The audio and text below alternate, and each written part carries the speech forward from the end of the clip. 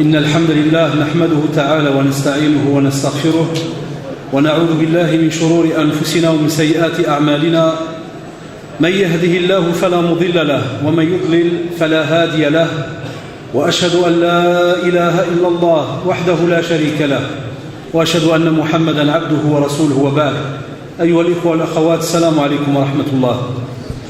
Donc nous avons choisi ce soir de discuter avec vous par rapport à un sujet qui est assez bizarre entre guillemets dans notre religion, étant donné qu'il n'a pas normalement sa place dans notre pratique, mais on le remarque quand même dans les mœurs, ou bien des fois ça revient au fur et à mesure dans la bouche de certains autour de nous. C'est un sujet qui a étonné puisque certains m'ont dit pourquoi parler donc du suicide ou bien de ce qu'appellent certains le dégoût de la vie, certains qui vous disent j'en ai marre, je veux tout arrêter. Je me suis dit, Wallahi, étant donné qu'on est durant ce mois de Ramadan, je m'étais dit que ce genre d'appel que l'on reçoit ici au centre islamique arrêterait. Ne soyez pas étonnés, lorsqu'on parle de la journée du suicide, qui s'est passée il y a quelques semaines, il y a une journée mondiale. Vous savez, pendant l'année, journée de la santé, journée de ceci, de cela, il y avait la journée spécialement qui était en rapport avec le suicide. Statistiquement, il y a plus ou moins 2000 suicides par an en Belgique. Ça vous donne plus ou moins 6 à 7 par jour. Dans notre communauté musulmane, on a souvent l'impression que lorsqu'on entend parler de suicide, dans ces statistiques-là n'entrent que des non-musulmans. Détrompez-vous. Nous sommes entrés, et je ne dirais pas alhamdulillah, parce que pour ici, on n'a pas à le dire, mais on est entré dans les statistiques.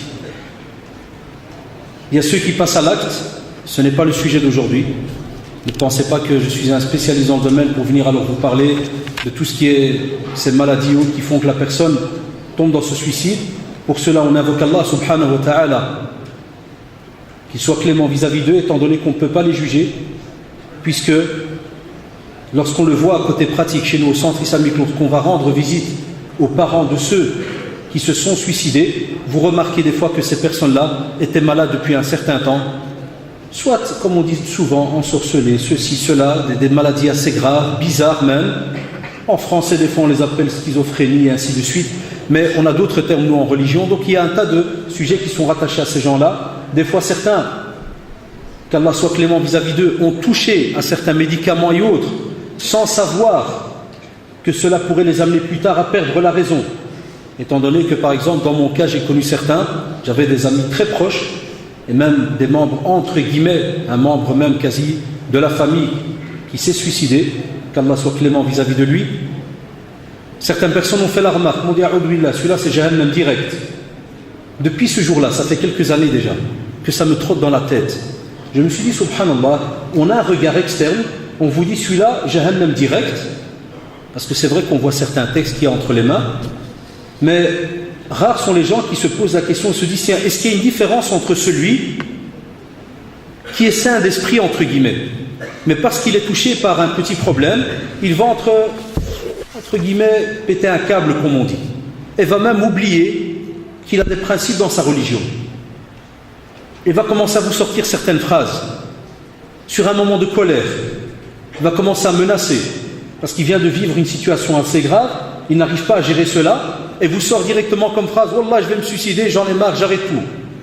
Et celui qui, par exemple, a commis la grave erreur d'aller toucher aux drogues, comme l'a rappelé l'Ahadul Hafidahullah tout à l'heure dans son discours, il va toucher à certaines drogues, et des fois nos jeunes ne savent pas qu'il y a certaines drogues qui directement éclatent le cerveau, Wallahi, après quelques prises. Et par exemple, on avait des proches ou des personnes qui, ils marchent avec vous, puis à un certain moment, ils commencent à vous dire, ah, tu vois l'avion qui vient de passer, eh bien c'est la police, ils sont en train de me suivre. Donc tu vois bien qu'il a pété une case. Il n'est plus dans ce monde, il est dans un autre monde. Un autre, il devient tellement fou que, j'ai déjà eu le cas, tous les 10 secondes, il te dit, c'est l'heure de la prière. Tu dis non.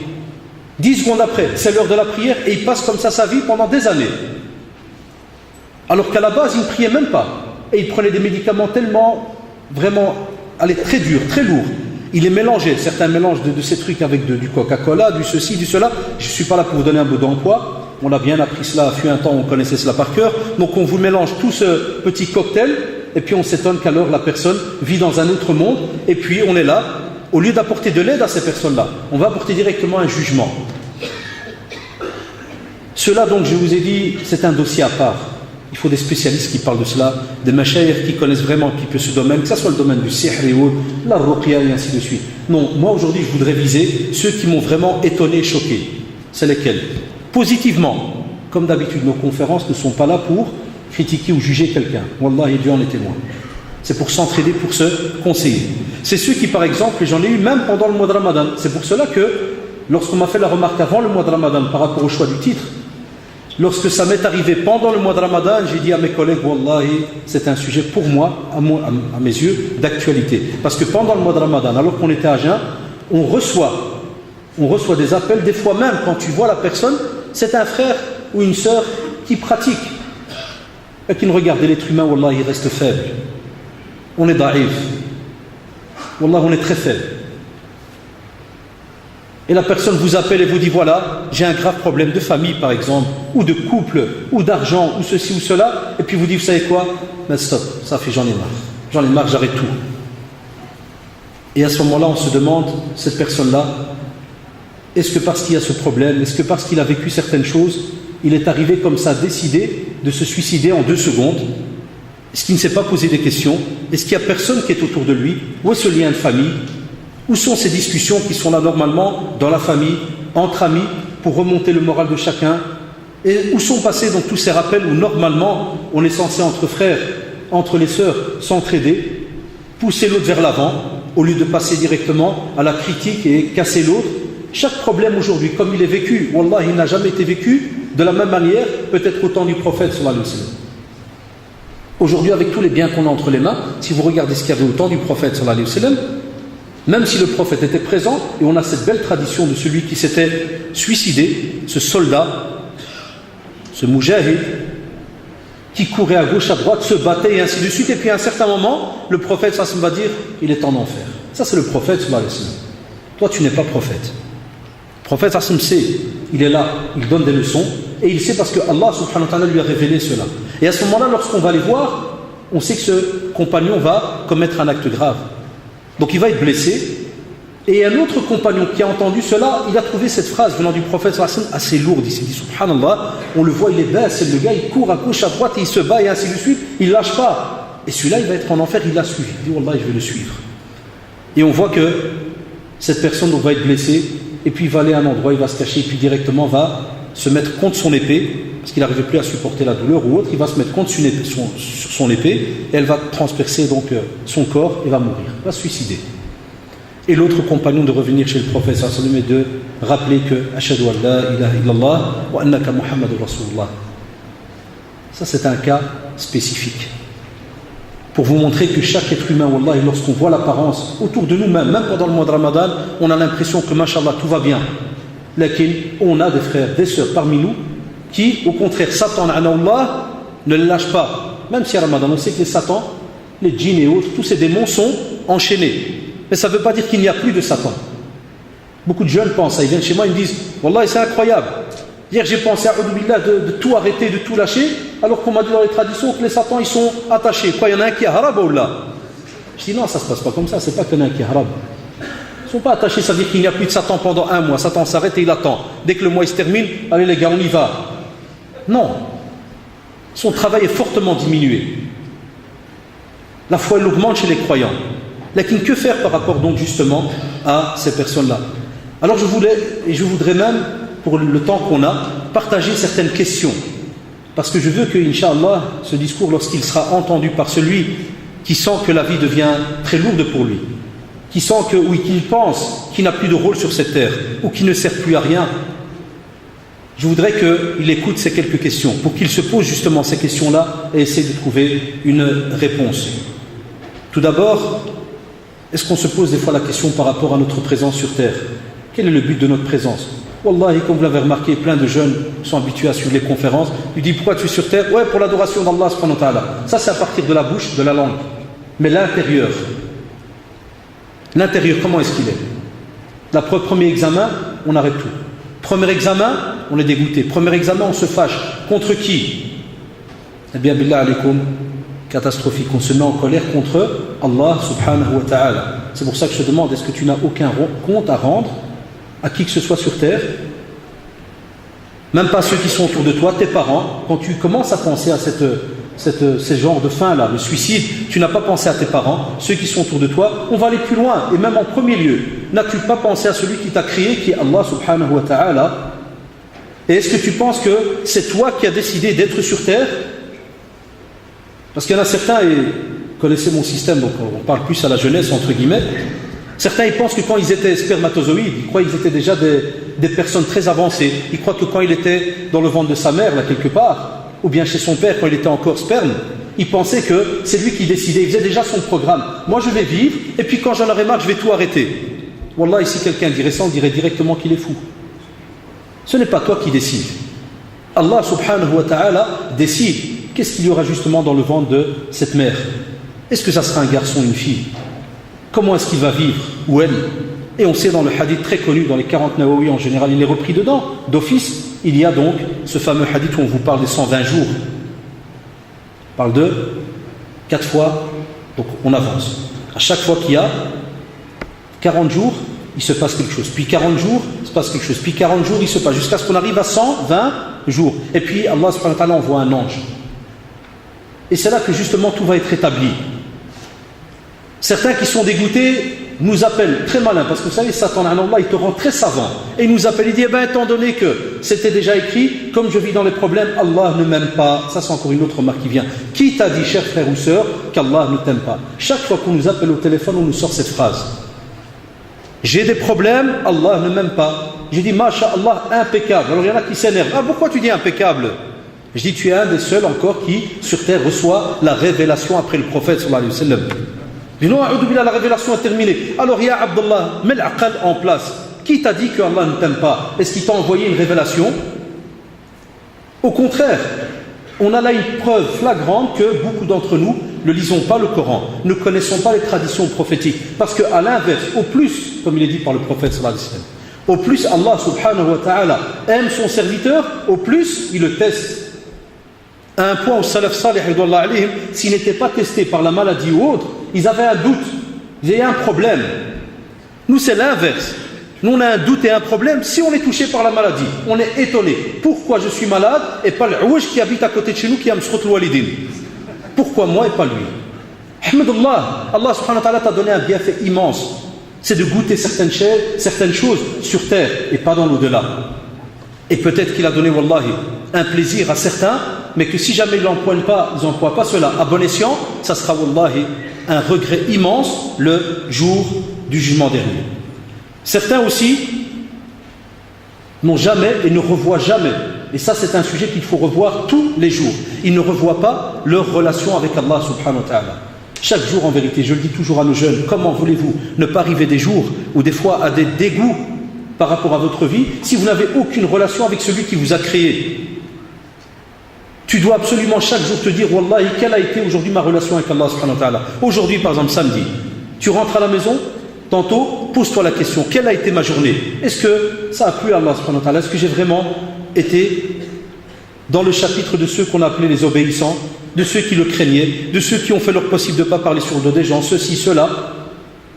On ne se pose pas de questions, on vit au jour le jour. C'est pour ça qu'on a peur que le jour du jugement dernier on soit de ceux où Allah subhanahu wa ta'ala nous rappelle فَأَمَّا الْإِنسَانُ إِذَا مَا ابْتَلَاهُ رَبُّهُ فَأَكْرَمَهُ وَنَعَّمَهُ فَيَقُولُ رَبِّي أَكْرَمَنِ وَأَمَّا إِذَا مَا ابْتَلَاهُ فَقَدَرَ عَلَيْهِ رِزْقَهُ فَيَقُولُ رَبِّي أَهَانَ. Deux situations catastrophiques. Et voilà l'état de celui qui soi-disant veut se suicider. C'est-à-dire il lâche à la première seconde, premier examen. Je dis alors à celui-là, billah alaykoum, est-ce que vous avez déjà vu quelqu'un qui vient chez vous et vous dit, cher frère, je veux me suicider? Ah, bismillah, on y va. Pourquoi tu veux te suicider, mon frère? Wallahi, parce que j'ai tous les bienfaits du monde. Masha'Allah, j'ai l'argent, j'ai le travail, j'ai une femme pieuse, j'ai un mari pieux, j'ai pas de soucis, pas de facture, tout va bien. Je veux me suicider. Quelqu'un fait ça? Ça, c'est incroyable. Il n'existe pas cela. Regardez comment est-ce que l'être humain, des fois, il est ingrat. Et il pense qu'il suffit tout simplement de sortir ce mot de sa bouche. Wallahi, ce mot, il est très très grave. Il est lourd dans la balance. Lorsqu'on le sort comme ça, il est catastrophique. Il ne faut pas que nos jeunes s'amusent à jouer avec ce mot-là. Et c'est pour ça qu'Allah subhanahu wa ta'ala, dans ce verset, il nous rappelle que l'être humain, lorsqu'on l'éprouve, justement, et qu'on l'honore, qu'on le comble de bienfaits, à ce moment-là, mashallah, il est fier. Allah m'a donné, Allah m'a honoré. Et subhanallah, lorsque ce même Seigneur qui t'a donné tellement de bienfaits, un jour ou l'autre, il te teste justement pour voir est-ce que tu es quelqu'un qui aime seulement Allah subhanahu wa ta'ala parce qu'il a les bienfaits, comme il y en a qui aiment leurs parents parce qu'ils leur donnent de l'argent tous les jours, le jour où son père ne lui donne pas, son père devient le plus grand ennemi, ou bien l'épouse et l'époux, le jour où l'époux il dit oui tous les jours, il n'y a pas de problème, vas-y, vas-y, vas-y, le jour où il dit non, il devient le plus mauvais des mauvais, ou bien l'inverse, la femme skina, elle fait tout ce que le mari demande, le jour où elle a seulement eu le malheur de dire non, ou je ne peux pas, elle devient la femme la plus mauvaise. Voilà comment certains fonctionnent. Et vous voyez ce comportement, lorsqu'ils parlent de soi-disant se suicider et autres, ils sont comme ça même dans leur vie en général. Que ça soit s'ils sont mariés, dans leur vie de couple, s'ils ont des enfants, ils lâchent vite. Si jamais ils travaillent, tu le trouves instable, il quitte les boulots, tous les 5 minutes, il a un nouveau travail. Il n'est jamais heureux. Et dans le deuxième verset, vous le voyez, si jamais Allah subhanahu wa ta'ala l'éprouve et va lui mesurer, entre guillemets, les faveurs qu'il va lui donner, il va lui diminuer des fois cela. À ce moment-là, qu'est-ce qu'il va vous dire? Il va vous dire que mon Seigneur m'a humilié, m'a laissé. Hashrillah. Allah subhanahu wa ta'ala, wallah, ici t'a mis sur cette terre, il t'a comblé de tous ses bienfaits. Impossible de calculer tous les bienfaits. Alors à ce moment-là, on vous dit, est-ce que le fait que tu es musulman, est-ce que tu t'es dit un jour, quel est le prix de ce bienfait?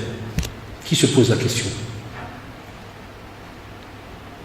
Vous avez déjà vu des musulmans qui s'assient le soir avant de dormir, avant de fermer les yeux, et qu'il a une réflexion pendant 5 minutes, et il se dit toujours, subhanallah, à cette heure-ci, je vais dormir, la petite mort, et subhanallah, je suis musulman. Alhamdulillah, quel bienfait immense, rien que cela. Alors qu'il sait qu'au même moment, il y a peut-être des millions qui vont mourir en étant peut-être non musulmans. Regarde quel bienfait. Eh bien, nous, on est tellement musulmans d'héritage, parce qu'il y en a qui croient que l'islam, c'est le fait qu'il est musulman, c'est machallah, c'est inné, c'est là, pas de problème, à l'aise, ils n'y pensent même plus. La abadan. Wallah, le fait que tu ouvres les yeux le matin et tu es encore, alhamdulillah, vivant et musulman, la preuve, première invocation, qu'est-ce qu'on dit? Alhamdulillah, alladhi ahyana. Ahyana. Ba'dama amatana wa ilayhi an-nushur. Et il y a bien d'autres invocations. Tu l'invoques directement, tu le remercies parce que tu le sais qu'il t'a donné encore une occasion de l'adorer. J'ai eu une fois un converti qui était venu chez moi, je les cite souvent parce que là, c'est eux qui des fois nous remontent le moral. J'ai eu une fois un converti qui est venu chez moi.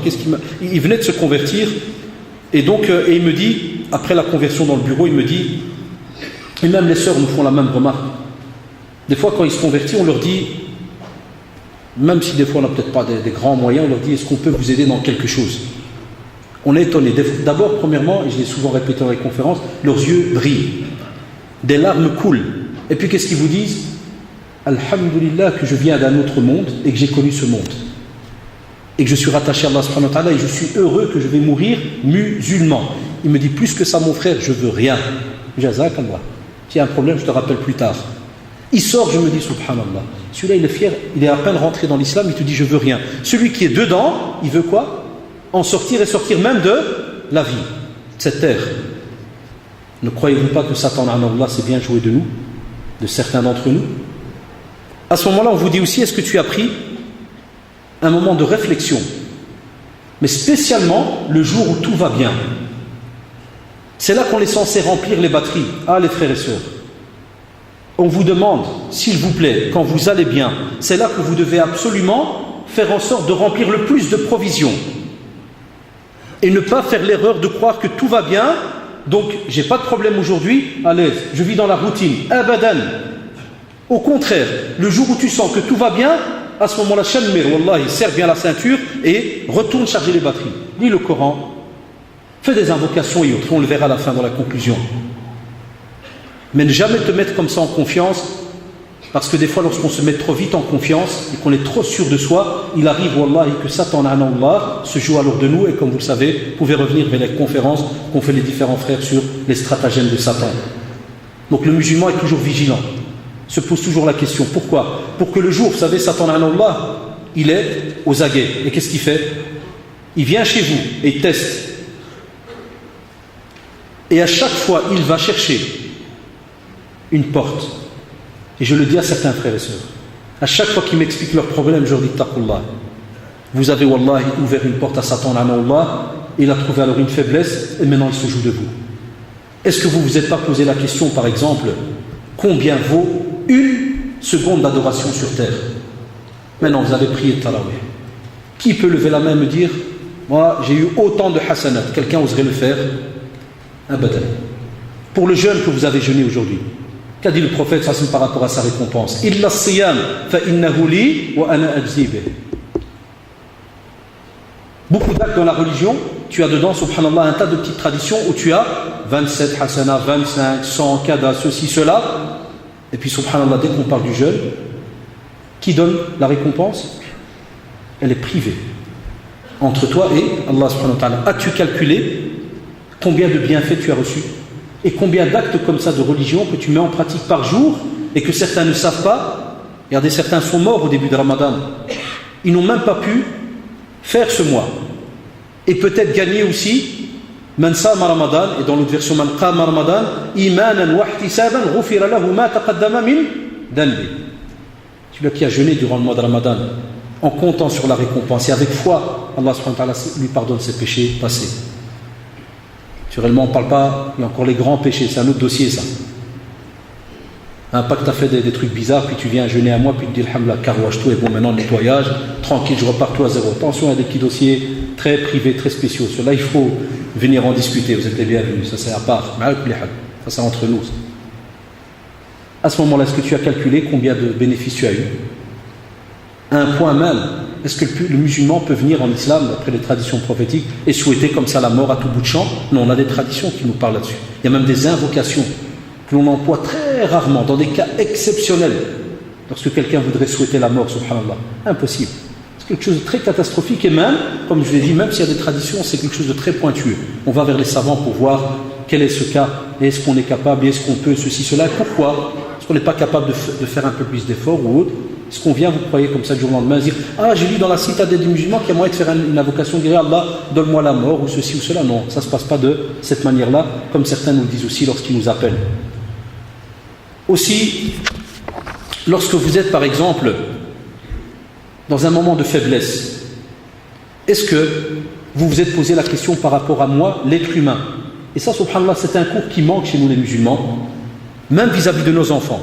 Même moi qui vous parle, on oublie de prendre des fois ses enfants, de s'asseoir avec eux, spécialement vous les parents, les jeunes qui ont maintenant des enfants, dès qu'il est petit, de s'asseoir avec lui et de lui expliquer justement la réalité de la vie, que tout n'est pas facile dans la vie, au contraire, qu'il y a des examens, il y a des tests, et aussi lui expliquer un sujet que c'est rare que nos parents nous ont expliqué cela. C'est par exemple les fameux petits états par lesquels on passe lorsqu'on est touché par un problème. C'est des états des fois naturels. Il y a tout d'abord la colère. Si on n'explique pas à nos jeunes, la colère, qu'est-ce que c'est? Quand est-ce que ça attaque? Qu'est-ce que ça fait? Quels sont les dégâts que ça cause? Ben c'est normal qu'à ce moment-là, la personne, s'il s'habitue à se mettre en colère, il arrive alors un jour qu'il en a marre, il te dit « je veux quitter ce monde ». Et la colère, en général, elle est rattachée au temps présent, parce qu'elle est rattachée à une chose qui vient de t'arriver. Et tu te mets alors en colère à ce moment-là. Le prophète, sallallahu alayhi wa sallam, lorsqu'il a eu le compagnon qui est venu lui demander ce conseil, qu'est-ce qu'il lui a dit? « Awsini ya Rasulallah », il lui a dit « La tardab », ne te mets pas en colère. Et on se met tous en colère. Même moi qui vous parle. On essaie de dompter cela. Après, il lui a dit, il a peut-être sous-estimé ça. Il a sous-estimé. Il a dit, Rasulallah, awsini, rajoute-moi encore un conseil. Il s'est dit, tiens, il va me donner autre chose. Il lui a dit quoi? La tardab. Il voit à deux fois. Il lui a dit, Rasulallah, troisième fois, awsini. Qu'est-ce qu'il lui a dit? La tardab, ne te mets pas en colère. Il y a aussi la peur. La peur, subhanallah, peut être attachée au présent et au futur. Ah, Satan leur arrive. Et c'est une porte pour ceux qui, soi-disant, en ont marre de la vie. Pourquoi? La peur, subhanallah, c'est un sentiment qu'on a, des fois, qui arrive au moment où une situation va nous toucher et on a peur qu'il va y avoir peut-être quelque chose qu'on va subir ou bien une privation qui va peut-être arriver demain ou après-demain. Satan, il vient là, vous savez pourquoi? Parce qu'il sait que la peur est aussi, des fois, rattachée à quoi? À Allah, subhanahu wa ta'ala. Pourquoi? Si jamais elle est attachée à une situation qui va peut-être nous arriver demain ou après-demain, il y a des jeunes qui viennent chez vous. Ouais. J'en ai marre, monsieur, je vais tout lâcher, c'est tout. Cette vie, elle est pourrie. On est marre. Puis il te regarde d'un air. Tu sais, quand le type, il se prépare, ce mec à partir. Puis il dit, pourquoi? Ah, monsieur, j'ai cherché 20 boulots, 30 boulots, 40 boulots. Ah, il n'y a rien. C'est foutu. Allah n'aime pas. On revient de nouveau. Hein. C'est tout des révélateurs, Inch'Allah. Tu as l'autre. ça touche beaucoup les sœurs. Ils nous appellent souvent, Monsieur, c'est tout, on est 6 filles à la maison, tous mariés, sauf moi. Toutes mes cousines sont mariées, toute ma descendance est mariée, sauf moi, 28 ans. Je me vieillis, je me meurs, même qui tombe dans des scènes théâtrales, tout ce que vous voulez, c'est tout. J'aurai plus de descendance, j'aurai plus d'enfants, je ne pourrai pas le porter lui, mais il tombe. Voilà. Quelle révélation vous avez eue? Ibrahim alayhi salam, à quel âge il a eu un enfant? Est-ce qu'on lit ce Coran au moins pour le savoir? Non. Sinon on s'est mis des films dans la tête, on s'est mis des âges, des limites. 28 ans, une fille est foutue. C'est un... Bon, si quelqu'un veut bien l'apprendre, Mskina, faire plaisir. 28. Il y a des frères qui nous appellent, mon frère, j'ai 45 ans, moi, subhanahu wa ta'ala, voilà, j'ai pas pu me marier.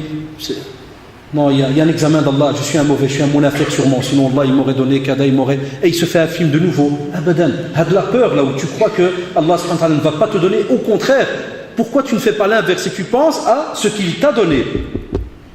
Pourquoi toujours penser à ce qu'on n'a pas reçu? C'est très drôle ça. Pourquoi toujours penser à ce qu'on n'a pas reçu? Et pense à l'inverse à ce que tu as reçu.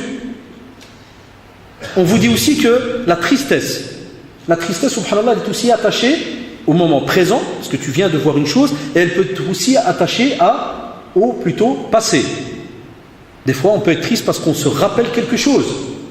Et de nouveau, Satan, il vient. Pourquoi? Parce que Wallah, il veut bien, et ça l'arrange, te faire perdre du temps. Parce que tant que tu restes dans le passé, tu réfléchis là pendant des heures sur quelque chose qui s'est passé il y a 1 an ou 2 ans, sur la mort de quelqu'un, de ta mère, ton père ou un proche ou autre, Satan, il vient. Mais c'est incroyable, on trouvera rarement un jeune, tu viens chez lui, tu le trouves cassé par terre, dans la mosquée, dans un coin, il pleure, oui, je vais quitter ce monde. Pourquoi mon frère, que se passe-t-il? Le prophète nous a quittés, sallallahu alayhi wa sallam, et je veux quitter cette terre. Masha'Allah, levez la main où est-ce qu'ils sont. Et là, on peut bien les aider à partir. Mais pas suicide. Allez, masha'Allah, dans une contrée étudiée ou quoi que ce soit, parce que c'est des ascètes, des zuhad. Mais vous savez bien que ce n'est pas le cas. Le prophète, sallallahu alayhi wa sallam, qui était mieux que moi et toi, il a dû quitter cette terre. Et il a subi je ne sais combien de problèmes. Pour qui il les a subis? 23 ans de prédication et de problèmes. Pour qui? Et il nous a laissé des leçons. Par exemple,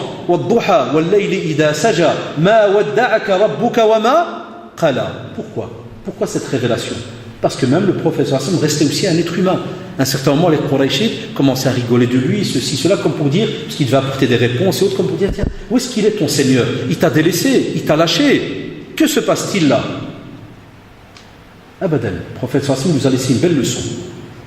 Au contraire, tu es croyant, tu as cet immense bienfait, c'est une fierté pour nous. Reste alors attaché à Allah subhanahu wa ta'ala et repose-toi alors à ce moment-là des questions.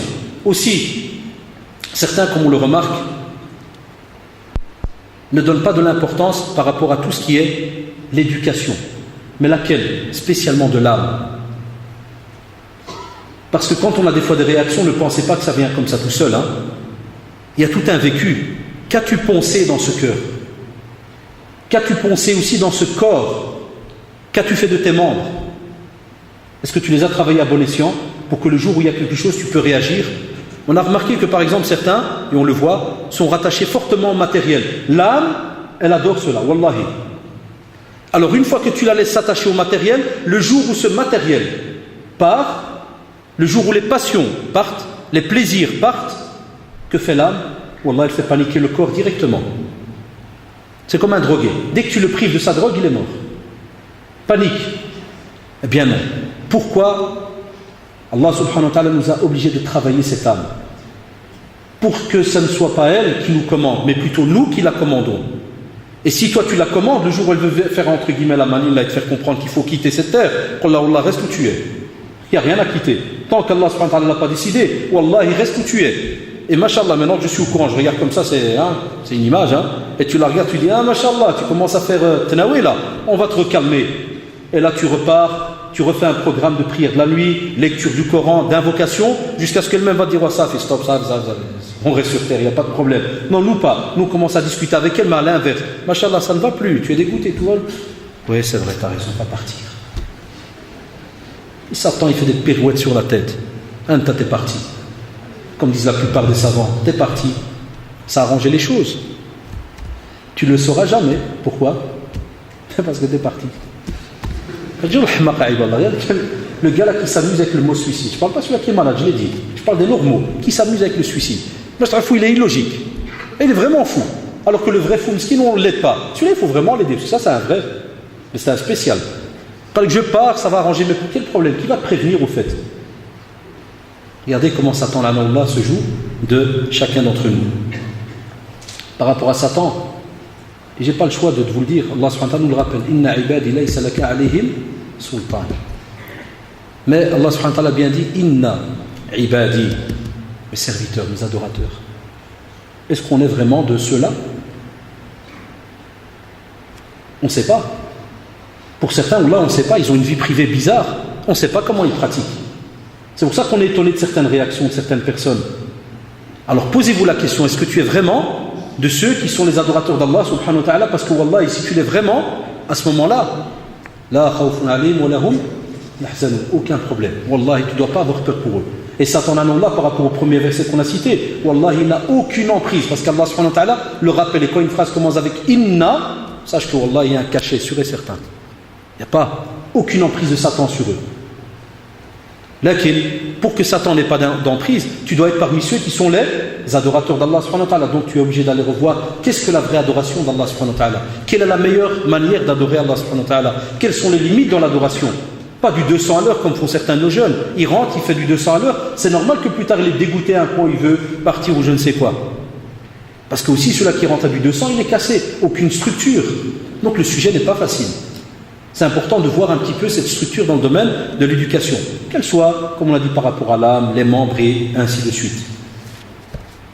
Ceux aussi qui ne font qu'amasser des fois les biens. Ceux aussi sont souvent des fois touchés par ce problème-là de soi-disant suicide. Pourquoi? Ils vivent tellement dans la luxure que le jour où ça leur manque, qu'est-ce qui se passe? La première vague qui vient, elle les prend directement. Parce qu'ils n'ont pas été habitués à la privation. Et il y a une hikmah incroyable, ça tombe bien, on est fait Ramadan, après le mois de Ramadan. Et le frère, si je ne me trompe pas, Abdussalam Hafidahullah, donnera une conférence donc la semaine prochaine par rapport à qu'est-ce qu'il y a justement après ce mois de Ramadan. Si tu ne t'entraînes pas toute l'année à jeûner le lundi et jeudi, Billah et allez, comment est-ce que tu veux apprendre à ce corps, à cette âme, la privation? Et qu'on soit honnête entre nous, Wallah, il y a des jeunes parmi nous qui ne jeûnent jamais le lundi et jeudi. Qui n'ont peut-être jamais jeûné toute leur vie, depuis qu'ils sont pubères jusqu'à aujourd'hui. Wallah, mais ils l'ont jeûné, ils nous l'avouent. Et après, tu t'étonnes qu'il n'y a aucun bouclier vis-à-vis de Satan, Allah. Quelle protection tu t'es mis? Alors qu'on sait que le jeûne est justement une protection. Et subhanallah, ce même jeûne, et attention, quand je donne des exemples, attendez que j'ai plein de copains, il y en a des fois, ils me font la remarque après les conférences. Mais Allah, on s'est senti visé là. Alors Allah, que ça n'a rien à voir. Je ne vise aucun drêle. Mais l'exemple que je vais donner, je sais qu'il y en a 3-4 qui vont m'appeler direct après. Il y a des jeunes qui aiment bien partir pendant l'année faire du ski.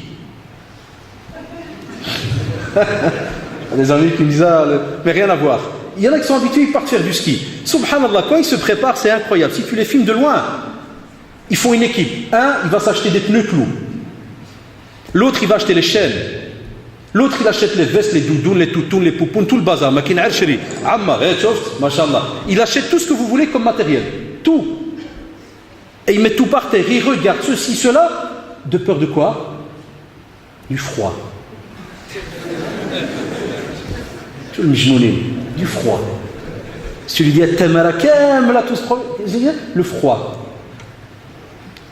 C'est bien, il faut aller des fois le ski et compagnie. Mais regardez, ils achètent tout, les combinaisons, kada.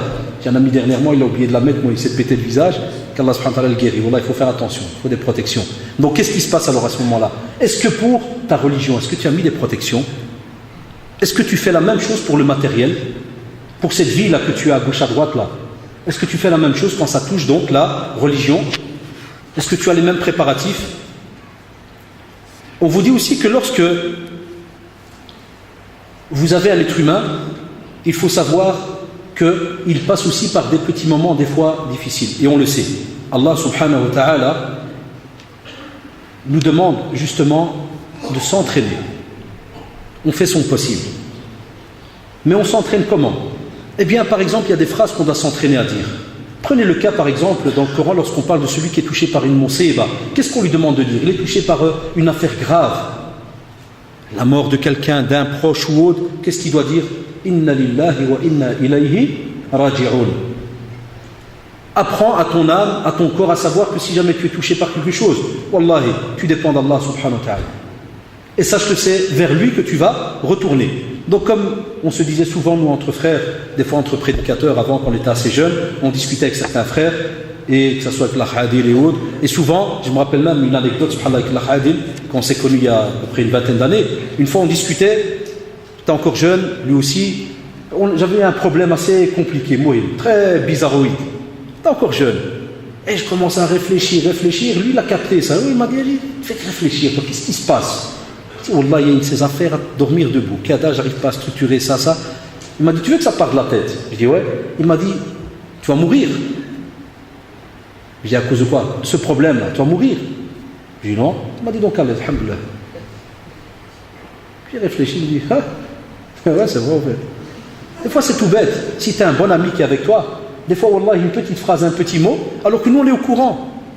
C'est pas parce qu'on travaille dans la religion que, machallah, il n'y a aucun examen, pas de problème. Non. Mais il faut aussi que, lorsque tu as, des fois, ces petits sentiments qui te viennent bizarroïdes, c'est là qu'on va voir alors l'autre point très important, la fréquentation qu'il y a autour de toi. On a beaucoup de jeunes, des fois, qui tombent, entre guillemets, vis-à-vis donc de ce fléau-là, le suicide et autres. C'est parce que, wallahi, la fréquentation qui est avec eux est mauvaise. Prenez le meilleur exemple, le prophète sallallahu alayhi wa sallam, avec qui? Avec Abu Bakr radiallahu anhu.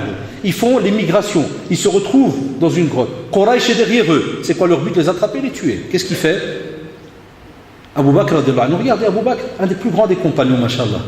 C'est un être humain, il va avoir un tout petit moment de faiblesse, pas négative, loin de là, mais c'est une crainte vis-à-vis du prophète sallallahu alayhi wa sallam, de peur qu'il arrive quelque chose au prophète sallallahu alayhi wa sallam. Cette faiblesse, wallahi, elle n'est pas pour lui. Mais toujours il avait cette peur pour le prophète sallallahu alayhi wa sallam. Que va faire le prophète sallallahu alayhi wa sallam? Wallah, des fois on se dit si c'était arrivé à des drôles entre nous, le type il vient, il lui fait ouais regarde on a que des problèmes, kada, ceci, l'autre il lui fait wallah quand tu réfléchis, dunya. C'est vrai, moi aussi, là, tu me rappelles, j'ai plein de problèmes. Un autre copain qui rentre, il les trouve dégoûtés. Derrière, qu'est-ce qui se passe? L'autre, il dit, là, vous avez raison. Tu viens les rendre visite, tu trouves un groupe dégoûté de stone, de malades, de psycho. Tout ça à cause d'un numéro, un tordu qui a lancé la discussion. Alors qu'en vérité, wallah, il aurait dit une bonne parole. C'est pour que la discussion aurait viré d'une autre manière. Que va lui dire le prophète, sallallahu alayhi wa sallam? Et on voit là la révélation. La tahzan, inna allaha ma'ana. Inna allaha ma'ana. Allah subhanahu wa ta'ala est avec nous. Pourquoi? Parce que vous êtes des adorateurs d'Allah subhanahu wa ta'ala. Vous êtes sincères, alhamdoulilah, dans votre pratique. Vous faites votre possible. Et tu penses et tu crois qu'Allah subhanahu wa ta'ala va te lâcher, te jeter sur terre, ne pas penser à toi ni quoi que ce soit, loin de là. Abadan. On vous dit aussi que, et ça c'est un verset que chacun d'entre nous doit absolument se rappeler. Et il est très facile. Il est dans les petites sourates. Chers frères, chères sœurs, wallahi, à chaque fois qu'il y a un problème qui vient face à vous, rappelez-vous un verset. Inna ma'al usri yusra. Tu le mets en pratique, tu es heureux toute ta vie, que tu sois malade, tordu, problème, tout ce que tu veux. Wallahi. Travail, pas de travail, argent, pas d'argent, facture, pas de facture. Inna ma'al usri yusra. C'est une parole qu'Allah subhanahu wa ta'ala te donne jusqu'à la fin de ta vie. Il te dit qu'à chaque fois, lorsqu'il y a la difficulté, il y aura toujours, juste après la facilité. C'est Allah subhanahu wa ta'ala qui te donne sa parole, celui qui t'a créé, celui à qui tu as donné ta parole de le suivre, de croire en lui, lui-même te dit, Ya Abdullah, stop, arrête de penser, de commencer à faire un tas de cinéma dans ta tête. Inna ma'al usri yusra. Stop, ça s'arrête. Mais de nouveau, faut-il qu'on soit rattaché justement à ce Coran? Faut-il qu'on soit rattaché à Allah subhanahu wa ta'ala? Et de quelle manière? C'est important, chers frères. Chères sœurs, wallahi, on a beaucoup de versets. Quand je préparais cela, mais comme c'est Ramadan, maintenant on n'a pas le choix, l'heure est très courte, on va même devoir clôturer, mais rappelez-vous, je vous ai dit depuis le début, si on ne vit pas avec le Coran, ce mode d'emploi avec lequel donc on vit sur terre, comment pouvez-vous trouver ce genre de phrases, de versets? Vous ne pourrez pas les voir. Tous les versets qu'on a cités tout à l'heure, est-ce que vous pourrez, subhanallah, les voir en face de vous si vous ne vivez pas avec ces versets? Mais si on vit seulement avec l'argent qu'on a en poche, avec le sourire des autres, avec certaines réactions positives et ainsi de suite, eh bien le jour où on est touché par d'autres réactions, qu'est-ce qu'on fait alors à ce moment-là? On n'a pas été drillé, on n'a pas été habitué à vivre autre chose. Aussi, on vous dit que si jamais tu as quelqu'un qui est là et qui, par exemple, s'habitue à reconnaître les bienfaits qu'Allah subhanahu wa ta'ala lui a donnés. Eh bien, un des buts principaux qu'on voudrait, vers lequel arriver, c'est l'apaisement, tuma'nina. Que l'on soit apaisé sur cette terre. Ça manque de nos jours. Beaucoup de gens vivent dans le qalaq, les nerfs, ceci, cela, et quand tu vas voir, wallah, c'est pour des futilités. Alors que la vie, elle est courte. Abu Huraira, dans un hadith authentique, il disait, quand tu es comme ça, des fois en résumé touché par un problème ou autre, ne va pas regarder chez ceux qui ont plus que toi. Regarde toujours chez ceux qui ont moins que toi. Ça, wallah, c'est une très très belle leçon donnée par le prophète, mais rapportée par Abu Huraira. Elle marche. Même nous, ça nous arrive. Des fois, quand tu es dans un manque incroyable, argent, facture, ceci, cela, des petits problèmes de la vie habituelle. Qu'est-ce que tu te dis? Oh là, si Allah subhanahu wa ta'ala avait fait qu'aujourd'hui, certains d'entre nous, comme je les connais, seraient en Éthiopie. Et qui seraient comme les tigres d'Éthiopie. Vous savez qu'un chat, en Éthiopie, c'est comme un tigre. Il n'y a pas de différence dans les tailles. Tout mince, miskin, ça peine s'il trouve à manger ou à boire. C'est pas faire la différence. L'être humain, Allah fait de la même chose. C'est la même forme. La faim, la soif. C'est un simple petit exemple. Imaginez-vous si Allah subhanahu wa ta'ala vous aurait mis dans cet état, juste après un moment, mashallah, d'argent, de richesse et autres. Qu'est-ce que certains ils auraient fait? Voilà pourquoi Abu Huraira te dit, regarde en bas pour te dire, wallahi, directement, alhamdulillah. Alhamdulillah qu'Allah subhanahu wa ta'ala ne m'a pas examiné avec ce qu'il a examiné vraiment beaucoup de personnes autour de nous. La maladie, la même chose. Il y a des invocations. Il y a des invocations à dire. On ne les connaît pas. On est touché par une maladie, on voit directement l'aspect négatif. Alors qu'à l'inverse, l'islam nous remonte le moral. Il nous dit, si Allah subhanahu wa ta'ala t'aime, il te teste. Et le fait alors qu'il te teste, tu acceptes. Le fait que tu acceptes, alors à ce moment-là, wallahi, logiquement, si tu es quelqu'un qui a la foi, tu vis heureux. Et si tu reviens en arrière, de nouveau, même si tu es malade, invocation. Et parmi les invocations, si on donne le sens, on remercie Allah, on lui fait les louanges, que, alhamdulillah, il ne nous a pas des fois donné ce qu'il a donné à d'autres. Quand ça? La santé. Pour que lorsque tu es malade, eh bien tu peux même encore redire cette invocation. Pourquoi? Parce que si jamais tu as une petite maladie d'estomac là ou autre, il se pourrait que, wallah, et des fois je dis ça à certains frères, je dis, va rendre visite à l'hôpital, mais ça on le fait rarement, c'est dommage. C'est une obligation qu'on a vis-à-vis de nos frères et sœurs musulmans. Va dans un hôpital, par exemple, service cancérologie. Et va voir les gens qui sont là en train de mourir de cancer généralisé. On a eu des proches qui sont morts, par exemple, de cancer. Il faut voir ça. Il faut voir toutes les phases par lesquelles l'être humain passe. C'est très lourd. Et certains, j'ai déjà assisté, wallah, qui vient chez nous au bureau, parce que le médecin, il lui a dit, monsieur, peut-être vous avez la leucémie. Et il vous appelle. Ou alash, direct, alash. Ce mot, il faudrait l'effacer chez nous. Chez les maghrébins, ça sera à la seconde. Alash. Même chez les petits, dès que tu lui dis, prends le khubz, alash. Je ne sais pas comment c'est dans les gènes, depuis qu'il est petit. Toujours poser la question de pourquoi. Eh bien, sache que ce mot, emploie-le, il n'y a pas de problème. Darija pour plein de choses. Lakin wallah, et par rapport au destin qui te touche, abadan. Tu ne peux pas dire alash. Tu peux, attention, dire alash à ton corps. Quand tu sais, et tu le sais, que beaucoup de choses que tu fais en shlight sont haram. Là, alors tu peux lui dire, Allah, subhanallah, tu fais cela. Et tu t'étonnes qu'Allah, subhanahu wa ta'ala, t'examine.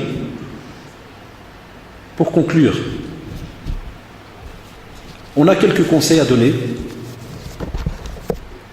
On vous dit tout d'abord, même si vous sous-estimez cela, et beaucoup de jeunes, des fois, nous font la remarque, ils rigolent des fois de certaines conférences sur la foi. La preuve, ça manque ces derniers temps. On a fait 36 000 sujets et on a toujours cru qu'un cours sur la foi, sur l'aqida, c'est devenu barbare. Tu sais, il y en a plein qui nous disent, ouais, vous êtes les imams de l'aqida, du halal et du haram. C'est tout ce que vous connaissez et de temps en temps les menstrues. Comme ça, un jour, il y en a même un qui a mis ça dans un blog. Il y a les savants des menstrues. Les savants de la toilette et de msah les chaussettes. Et tu vois dans des blogs, dans des forums, comme ça des insultes par rapport à tous ces sujets que si les savants ne les auraient pas appris, tu serais peut-être une flaque de sang. Et non, tu serais peut-être quelqu'un qui sent mauvais même. Tu serais peut-être même pas te laver. Donc il y a un bienfait là derrière, c'est une parenthèse. Ne touchez jamais aux savants.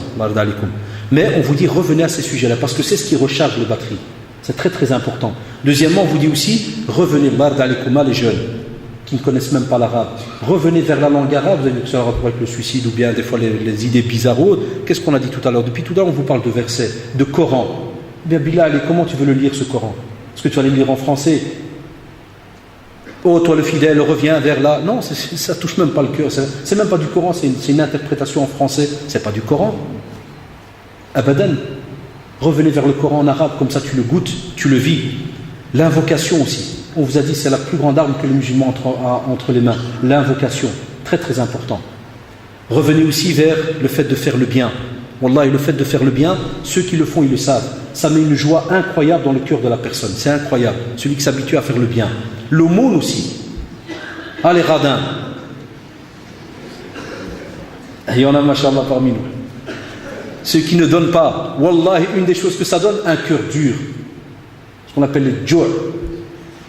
Il connaît que lui.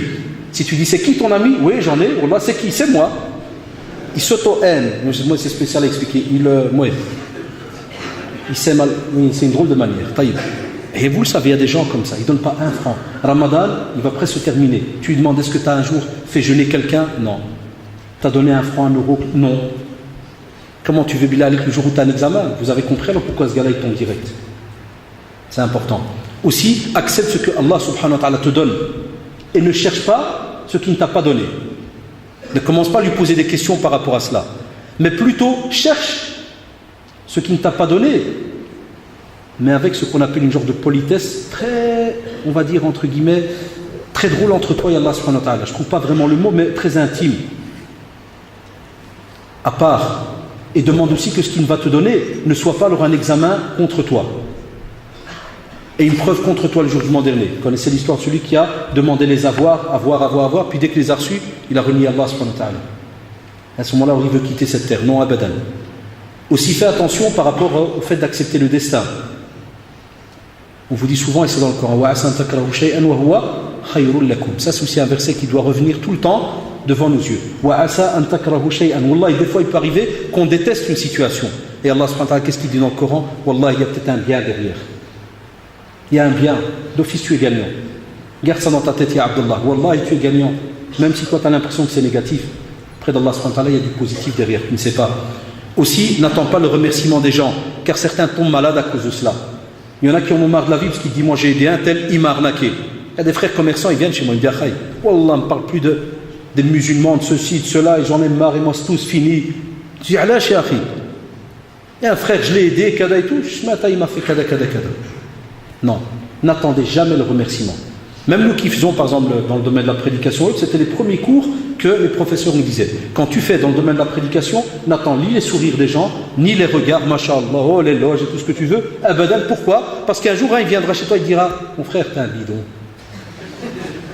Mais là, il est comme s'il te dit ça après 20 ans, 30 ans. Je sais qu'il y a des petits malins que je connais, ils vont me faire la blague. Chaque conférence où je donne des exemples, ils m'envoient 36 SMS après. Donc je vais en lire ce soir où il y aura écrit, tu es un bidon, taqiyullah.